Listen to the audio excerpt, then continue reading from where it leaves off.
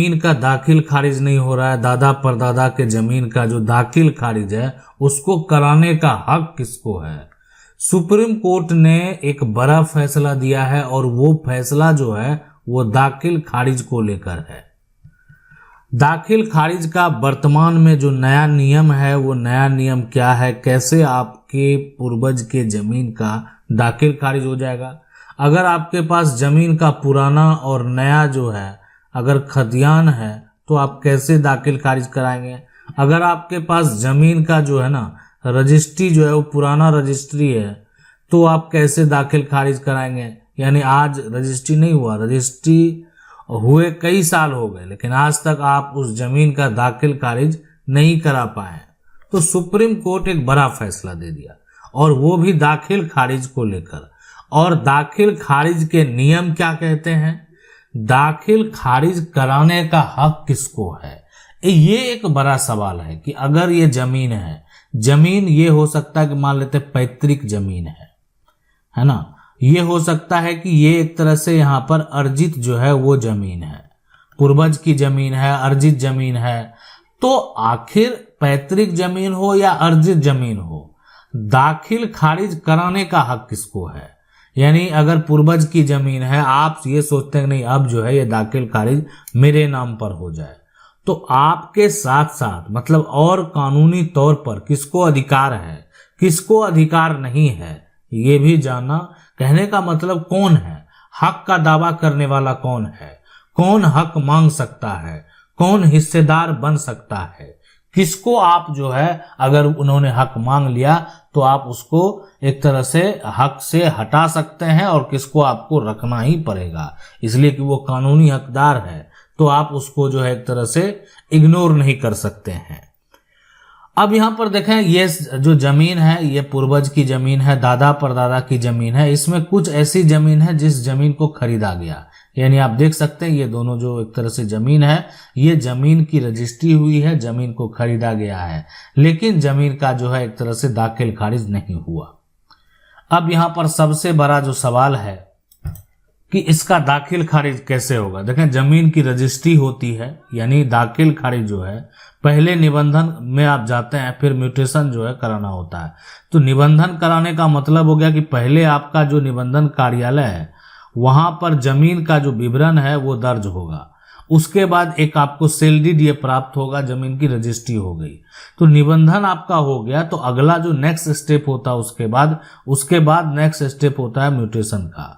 यानी इससे ये होता है कि आप निबंधन करा लिए हैं, अब सरकार को राजस्व आप देने वाले हैं, तो ये म्यूटेशन भी कराना बेहद जरूरी होता है। तो इसमें क्या होता है कि अब डायरेक्टली इसको देख सकते हैं कि आप सरकार को टैक्स दे रहे हैं और जिसका निबंधन प्रक्रिया किसी तरह से उसमें त्रुटि हो गई है, गलती हो गई है, उसका म्यूटेशन नहीं होता है, उसका म्यूटेशन बार बार रिजेक्ट हो जाता है। जब तक आप निबंधन कार्यालय में अपने दस्तावेज का सुधार नहीं करा लेंगे तब तक आप म्यूटेशन नहीं करा सकते हैं। तो इसीलिए फिर सुधार कराने का भी बहुत सारे नियम हैं, कैसे निबंधन कार्यालय में आपको अपने डॉक्यूमेंट को जो है एक तरह से सुधार में देना है, कैसे सुधार होता है, कब तक सुधार करा सकते हैं, ज्यादा समय हो गया है तो सुधार कैसे होगा। ये तमाम सवाल हैं जो कि अभी हम आपको बताएंगे। लेकिन यहाँ पर देखें कि निबंधन के बाद म्यूटेशन जो है ये दोनों काम अभी बहुत सारे राज्य में आपको एक साथ देखने को मिलेगा, यानी दोनों काम जो है आप एक बार में करवा सकते हैं।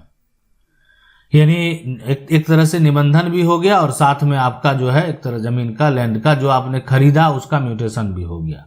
लेकिन अब है यहाँ पर सुप्रीम कोर्ट का एक बड़ा फैसला सुप्रीम कोर्ट का ये कहता है कि कोई भी व्यक्ति है अगर वो एक तरह से आपके जमीन का, आपकी जो प्रॉपर्टी है, अगर उसका दाखिल खारिज करा लेता है, दाखिल खारिज जो है वो करा लेता है, या आप ये कह सकते हैं कि आपकी प्रॉपर्टी का कोई अन्य व्यक्ति जो है अगर वो म्यूटेशन करा लेता है, तो म्यूटेशन कराने वाला व्यक्ति यानी अगर आपकी प्रॉपर्टी का कोई भी म्यूटेशन करा ले तो म्यूटेशन कराकर कोई भी प्रॉपर्टी का मालिक नहीं बन सकता है।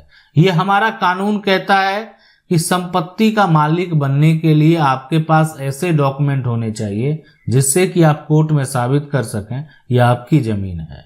यानी कोई म्यूटेशन जो है दिखाकर निबंधन कार्यालय में अगर आपका नाम दर्ज हुआ है, आप सेल डीड दिखाकर ये दावा कर सकते हैं कि वो आपकी जमीन है, लेकिन म्यूटेशन दिखाकर नहीं। यानी आप समझ सकते हैं सबसे अधिक पावरफुल कौन सा डॉक्यूमेंट है। यानी आप म्यूटेशन के लिए अगर रसीद लेकर जाएंगे तो आपको संपत्ति का मालिक नहीं समझा जाएगा, लेकिन अगर आप सेल डीड लेकर जाएंगे तो आप प्रॉपर्टी के मालिक कहलाएंगे। सेल डीड प्लस म्यूटेशन अगर आपके पास दोनों है, इसका मतलब है कि यह इसका मालिकाना हक पूर्ण रूप से आपको प्राप्त हो चुका है और साथ में प्रॉपर्टी आपके कब्जे में भी है। ये सुप्रीम कोर्ट का जो फैसला है यह स्पष्ट कर दिया कि कोई भी व्यक्ति अगर किसी प्रकार से जालसाजी करके, धोखाधड़ी करके अगर आपके प्रॉपर्टी का म्यूटेशन करा ले तो वो एक तरह से कुछ पल के लिए आपको डिस्टर्ब कर सकता है। यानी वो कभी भी आपके प्रॉपर्टी का मालिक नहीं बन सकता।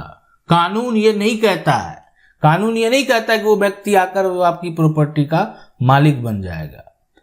आज हम आपको ये भी बताने वाले हैं कि अगर आपकी प्रॉपर्टी है, दादा परदादा की जमीन है और आप उसको जो है म्यूटेशन कराना चाहते हैं, दाखिल खारिज कराना चाहते हैं, तो आपको क्या करना होगा।